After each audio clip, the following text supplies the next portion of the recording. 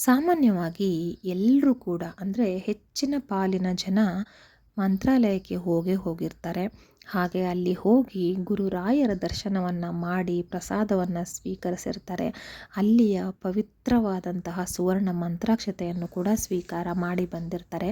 ಆ ಜಾಗಕ್ಕೆ ಹೋಗೋದೇ ಒಂಥರ ಒಂದು ಅದೃಷ್ಟ ಅಂತ ಹೇಳ್ಬೋದು, ಪುಣ್ಯ ಅಂತ ಹೇಳ್ಬೋದು.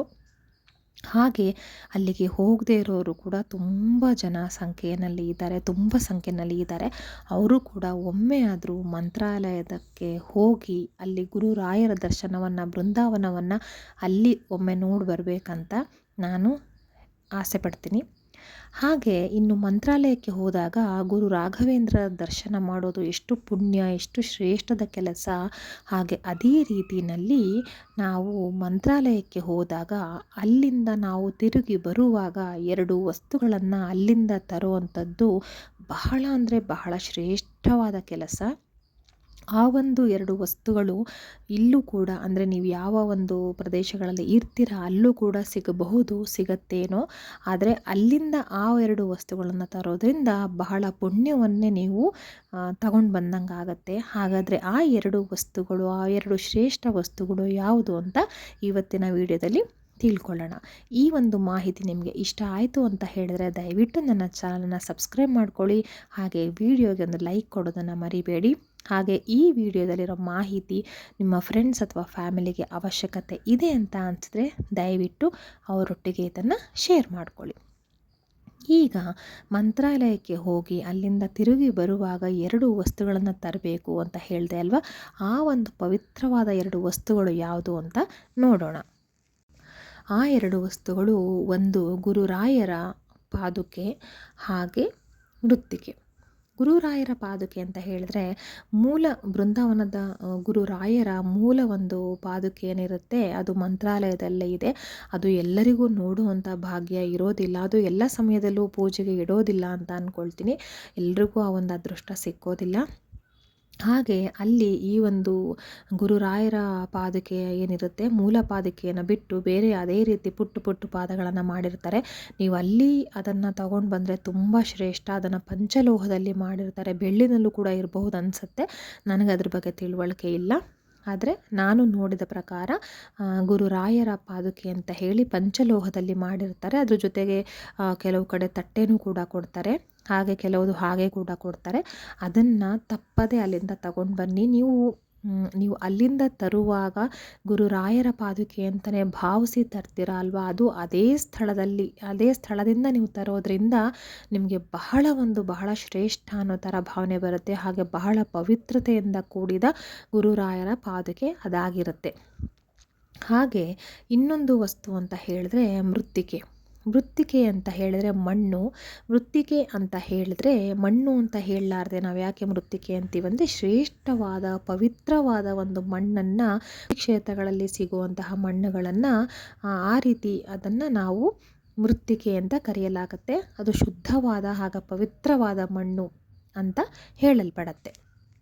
ಹಾಗೆ ಮೃತ್ತಿಕೆಯನ್ನು ಕೂಡ ತಗೊಂಡು ಬರಬೇಕು. ಅದು ಎಲ್ಲಿ ಸಿಗುತ್ತೆ ಅಂತ ಹೇಳಿದ್ರೆ ಅದು ಕೂಡ ನೀವು ಮಂತ್ರಾಲಯಕ್ಕೆ ಹೋದಾಗ ನೀವು ಅಲ್ಲಿ ಅರ್ಚಕರನ್ನು, ಪುರೋಹಿತರನ್ನು ಅಥವಾ ಅಲ್ಲಿ ಗುರು ಹಿರಿಯರು ಯಾರು ಇರ್ತಾರಲ್ವ ಅವರನ್ನು ಕೇಳಿದ್ರೆ ಹೇಳ್ತಾರೆ. ಅದೇ ಅಲ್ಲಿ ರಥ ಬೀದಿನಲ್ಲಿ ಅರ್ಚಕರ ಮನೆಯಲ್ಲಿ ಸಿಗ್ತಾರೆ, ಹಾಗೂ ಅದನ್ನು ಉಚಿತವಾಗೇ ನೀಡ್ತಾರೆ ಅಂತ ನಾನು ಕೇಳ್ಪಟ್ಟಿದ್ದೀನಿ. ಹಾಗೆ ಮಂತ್ರಾಲಯದಲ್ಲಿ ಮೃತ್ತಿಕೆ ಅಂದರೆ ಹೇಗೆ ಅಂತ ಹೇಳಿದ್ರೆ, ಆ ಬೃಂದಾವನದಲ್ಲಿ ಮಂತ್ರಾಲಯ ಒಂದು ಸ್ಥಳದಲ್ಲಿ ತುಳಸಿ ವನ ಇದೆ. ಬಹಳ ದೊಡ್ಡದಾದ ತುಳಸಿ ವನ ಇರುತ್ತೆ. ಅಲ್ಲಿ ಮಣ್ಣು ಏನಿರುತ್ತೆ ಆ ತುಳಸಿ ವನಕ್ಕೆ ಪೂಜೆಯನ್ನು ಮಾಡ್ತಾರೆ, ಪ್ರತಿನಿತ್ಯ ಪೂಜೆಯನ್ನು ಮಾಡ್ತಾರೆ. ಹಾಗೆ ಅಲ್ಲಿಯ ಮಣ್ಣು ಅಂದರೆ ಮೃತ್ತಿಕೆ ಅಂತ ಏನು ಹೇಳ್ತೀವಿ, ಆ ಜಾಗದ ಮಣ್ಣಿಗೆ, ಮೃತ್ತಿಕೆಗೆ ಪೂಜೆಯನ್ನು ಆಗುತ್ತೆ.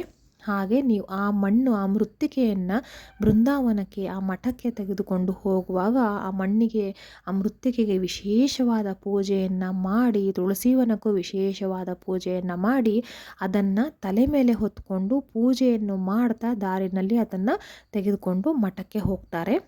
ಯಾಕಂದರೆ ಅಷ್ಟೊಂದು ಪಾವಿತ್ರತೆ ಹೊಂದಿದಂತಹ ಮೃತ್ತಿಕೆ ಅಂತ ಹೇಳಲಾಗುತ್ತೆ, ಅಷ್ಟೊಂದು ಶಕ್ತಿ ಇರುವಂತಹ ಮೃತ್ತಿಕೆ ಅಂತ ಹೇಳಲಾಗುತ್ತೆ.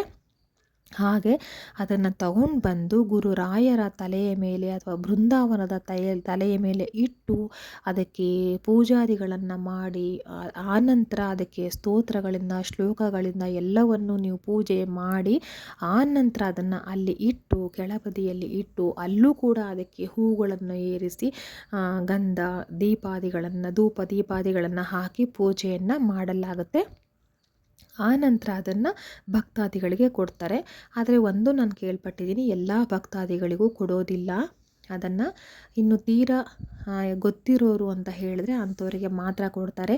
ಯಾಕೆ ಅಂತ ಹೇಳಿದ್ರೆ ಆ ಒಂದು ಮೃತ್ತಿಕೆ ಅನ್ನೋದೇನಿರುತ್ತೆ ಬಹಳ ಮಡಿ ಮೈಲಿಗೆ ಆಚಾರ ವಿಚಾರಗಳೆಲ್ಲವೂ ಬೇಕು. ಅದನ್ನು ಇಟ್ಕೊಳ್ಬೇಕಂದ್ರೆ ಸಾಮಾನ್ಯವಾದ ಭೂಮಿ ಮೇಲಿರೋ ಮಣ್ಣಲ್ಲ ಅದು. ಸಾಮಾನ್ಯವಾದ ಮಣ್ಣಿಗೆ ಎಷ್ಟು ಒಂದು ಬೆಲೆ ಇರುತ್ತೆ, ಎಷ್ಟು ಒಂದು ಶ್ರೇಷ್ಠತೆ ಇರುತ್ತೆ. ಭೂಮಿ ತಾಯಿ ಅಲ್ವಾ, ಅದರದ್ದೇ ಆದ ಪವಿತ್ರತೆ ಇದ್ದೇ ಇರುತ್ತೆ.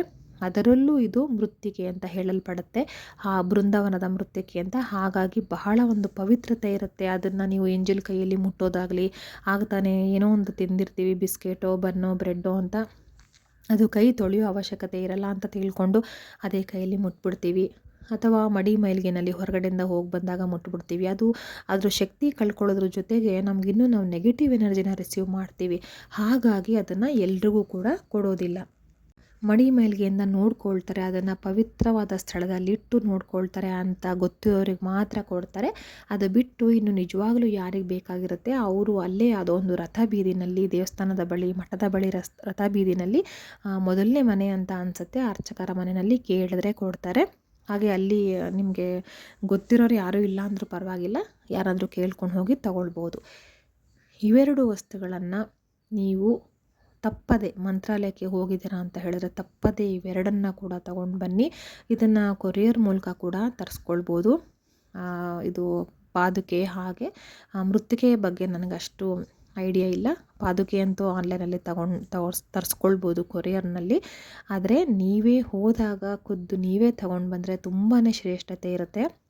ಅಥವಾ ನಿಮಗೆ ಹೋಗೋಕ್ಕಾಗಿಲ್ಲ ಅಂತ ಹೇಳಿದ್ರೆ ಅಲ್ಲಿ ನಿಮಗೆ ಗೊತ್ತಿರೋರು, ನಿಮ್ಮ ಪರಿಚಯ ಇರೋರು ಅಥವಾ ನಿಮ್ಮ ಕುಟುಂಬಸ್ಥರು, ಅಕ್ಕಪಕ್ಕದ ಮನೆಯವರು, ಸ್ನೇಹಿತರು ಯಾರಾದರೂ ಹೋಗ್ತಾ ಇರ್ತಾರಲ್ವ, ಅವರಿಗೆ ಹೇಳಿದ್ರಾದರೂ ಅವರಾದರೂ ತೊಗೊಂಡು ಬಂದರೂ ಕೂಡ ಅದರಲ್ಲಿ ಅಷ್ಟು ಶಕ್ತಿ ಇರುವಂಥದ್ದು ನಿಮ್ಮ ಮನೆಗೆ ಬಂದ ಹಾಗಾಗುತ್ತೆ. ಆದರೆ ನೀವು ಕೊರಿಯರಲ್ಲಿ ತರಿಸೋದ್ಕಿಂತ ಈ ರೀತಿ ಮಾಡೋದು ಬೆಸ್ಟ್ ಅಂತ ನನ್ನ ಅನಿಸಿಕೆ. ಇನ್ನು ಆ ವಿಚಾರ ನಿಮಗೆ ಬಿಟ್ಟಿದ್ದು. ಅದನ್ನು ತಗೊಂಡು ಬಂದು ಮನೆಯಲ್ಲಿ ನೀವು ಇಟ್ಕೊಳ್ಳೋದ್ರಿಂದ ಎಷ್ಟೋ ಒಂದು ಕಷ್ಟಗಳಿಗೆ ನಿಮಗೆ ಗೊತ್ತಿಲ್ಲದಂಗೆ ಪರಿಹಾರ ಆಗುತ್ತೆ. ಅದೆಲ್ಲ ಯಾವ ರೀತಿ ಉಪಯೋಗಕ್ಕೆ ಬರುತ್ತೆ, ಹೇಗೆಲ್ಲ ಅದನ್ನು ಮನೆಯಲ್ಲಿಟ್ಟು ಉಪಯೋಗ ಮಾಡಬಹುದು, ಅದರಿಂದ ಏನೆಲ್ಲ ಒಳ್ಳೆಯದಾಗುತ್ತೆ ಅನ್ನೋದನ್ನು ನಾನು ನೆಕ್ಸ್ಟು ಯಾವುದಾದ್ರು ವೀಡಿಯೋದಲ್ಲಿ ಅಪ್ಲೋಡ್ ಮಾಡ್ತೀನಿ. ಆದರೆ ಮಂತ್ರಾಲಯಕ್ಕೆ ಹೋದಾಗ ಇವೆರಡು ಪವಿತ್ರ ವಸ್ತುಗಳನ್ನು ತರೋದು ಖಂಡಿತ ಮರಿಬೇಡಿ. ಶ್ರೀ ಗುರು ರಾಘವೇಂದ್ರ ಸ್ವಾಮಿಯವರು ಎಲ್ರಿಗೂ ಒಳ್ಳೇದು ಮಾಡಲಿ. ಮತ್ತೆ ಮುಂದಿನ ವೀಡಿಯೋದಲ್ಲಿ ಸಿಗ್ತೀನಿ. ಧನ್ಯವಾದಗಳು.